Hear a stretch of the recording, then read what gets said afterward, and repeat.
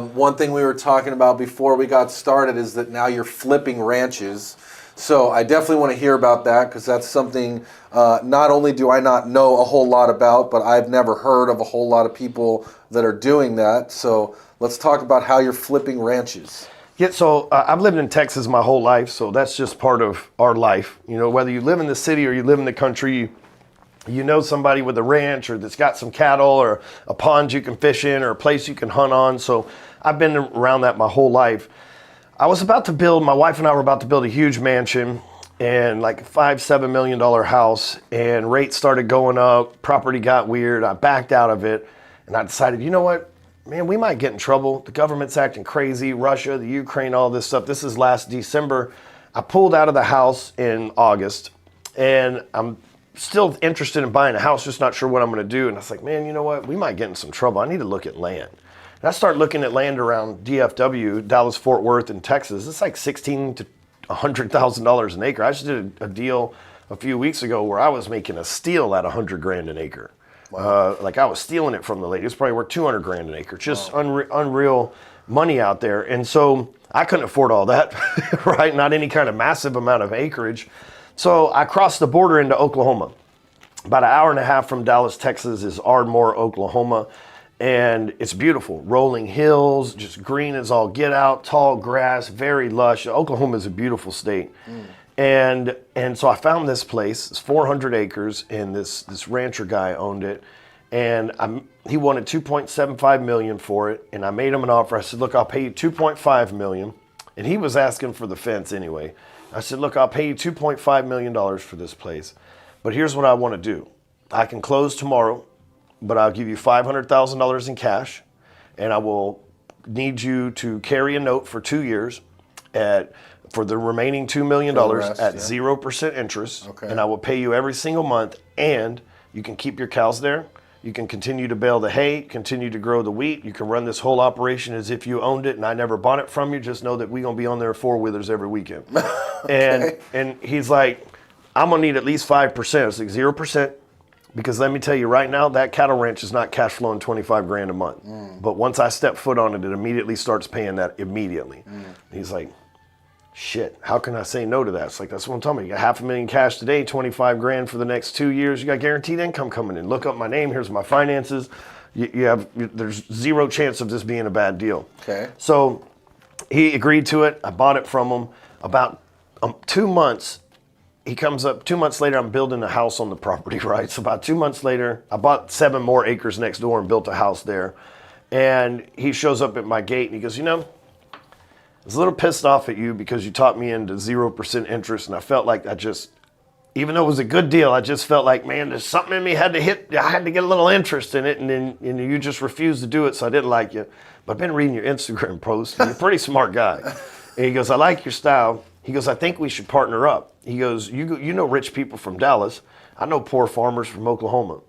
We can go out and buy land from these guys in Oklahoma. They're getting a good price for it. Your people are getting it at a third of what it costs down there in Dallas. Let's see what we can do. So we go out to Waurika, Oklahoma, which is Native American for middle of fucking nowhere, right? Okay. Just, 'cause I said that name as if anybody ever would know what this is, right? Yeah. But that's the point. It's in the middle of nowhere, southern Oklahoma. And we put a contract with a development company for 1,200 acres. Okay. Wow. And my ranch is 400 acres. This is 1,200 acres.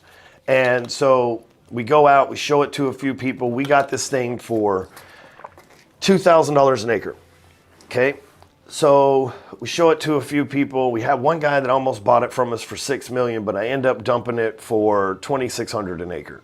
So we making 600 an acre times 1,200 acres, right? So we made like right at $1 million that we split between the two of us, right? Yeah. And it was a little less than that after we paid the realtor and all the fees and stuff. But I mean, it was a good come up quick. Because if I'm going to flip a 5,000 square foot home, I might be able to get $10 to $20 a square foot. So we're talking $20,000, $30,000 at most. Now I can add hundreds, if not thousands of dollars per acre because it's a huge tract of land if I negotiate it right. So we did that, and then we immediately went down the road and picked up another one. And this one was by the airport, and we still have it now for sale. This one's by the airport. We picked it up from a development company, and they were selling it for $25,000 an acre. And the problem is it's landlocked. So you can't get No to access. it, no access. Okay. We own the land next to it. So we went in and said, it's landlocked. You guys ain't going to be able to get an easement. We'll give you $2,000 an acre. And they're like, no. And then they came back and they're like $2,500 an acre. And we have it for sale for $9,000 an acre right now with the easement. way. It's a steal, right? Wow. And I've got a guy that's pretty interested. I got to speak to on Sunday about it, because on that land, the development company doesn't know this, but on that land, there's also 200 elk. Like real elk, Wow. like Joe Rogan elk, right? Okay. And so anybody that's an elk hunter in Dallas, South Texas, dude, we're talking an hour and a half to go kill one. You know, and you can call them up. Come here, boy. They're like, there's a bunch of them, man, you know. And two things there's an abundance of over there, elk and hog. Okay. And if you get a helicopter, you could kill hogs for days. You know, if you bow hunt or you want to drive by, shoot them from the truck, these elk are everywhere over there. They got trapped on a high fence in the airport, so they can't leave. So when they high fence the airport up over there, the elk can't leave the area because the land backs up to the airport. So this guy's going to buy this land, hunt elk for a few years on it, sell it to the airport, and make a killing. So it'd be that simple, you know. And you just carved like a road or something to get to it off your. We already have the off road. your We other just give them access to the fence. You know, That's great. You just cut a little fence in there, put a gate in there. It's like you can use our road to get to it. Here's the easement and the title. And That's killer. yeah, I think the big takeaway there is your mindset shift of, I can flip a house and I can, make the spread on that and maybe 10, make 50 30 grand, grand. something, yeah. But the amount of work on that is a good amount, right? lot. You're managing contractors, you're buying materials and bidding and building and permitting and all the things, inspections and all that. Or you can do the same thing on a much bigger scale and make way bigger profits. I think most people just have a mental block, or they think the risk is too big on something like that. Well, you got to know people. I know the Right. farmer, and I know the city people with money, and I know the hunters because I'm big in that world, right? So I've got the connections because of my social influence to be able to pull that off. It wouldn't be for everyone. Somebody might buy a piece of property like the people selling it in Waurika, Oklahoma, and not know nobody jack anywhere and have that thing for sale for 10 years, you know? With me, I also set these contracts. I get 6-7 month contract. So I got all the time in the world to advertise this thing. They're not going to move land fast anyway. So Like an option contract or something? exactly. Yeah. So I'm set on them for a long time, marketing the hell out of them. I've flipped 4, 5 at this point. And I haven't been to the end of the contract on any of them. That's amazing. Because no offense to real estate agents, but most of them are not as good of a marketer as I am. So if I got my hands on this property, I can actually get more. Imagine if I was the realtor, I can get more money from me, sell it to the right people. Yeah. You know, I'm actually making the dials, calling the people. Hey, you want to buy this property? I got great property with elk. You know, as soon as I got my hands on this property, I sent like 100 text messages to my friends with videos and stuff. Yep. So I got all this interest. Then And the next thing that we do. almost brings it full circle to being a high value Yep. individual, right? 'Cause Absolutely. You have all the connections, which you put in the work to develop, and now you're taking advantage of it and easily putting deals together. I have those connections because of my values.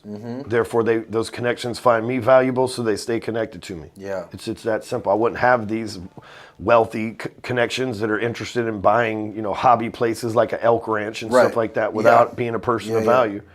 And then a lot of times we will step in and work on them too. So if you want me to tear down the trees, you want to build a road, you want to dig lakes, we got all the equipment to do that. And we're just good old rednecks with paychecks that like to do it anyway. So just give me an excuse to go break stuff up and burn things down, And that's the fun part. Somebody will buy it and say, well, I want a road and I want a pond over here. It's like, we'll fire the tractors up We can and go do out that. there, work it into the Yeah. deal. Yeah.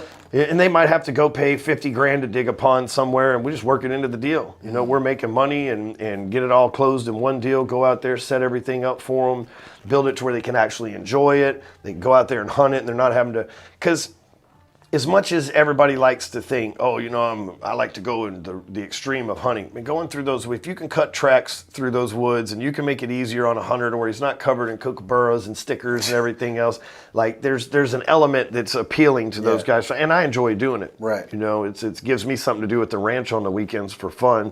That's how I blow off steam, and we make money from it. Yeah. They make people's dreams come true. Now they've got their setup that they needed for them to be able to get away from. Hey, everybody's winning. Yep, That's the name exactly. of the game on that.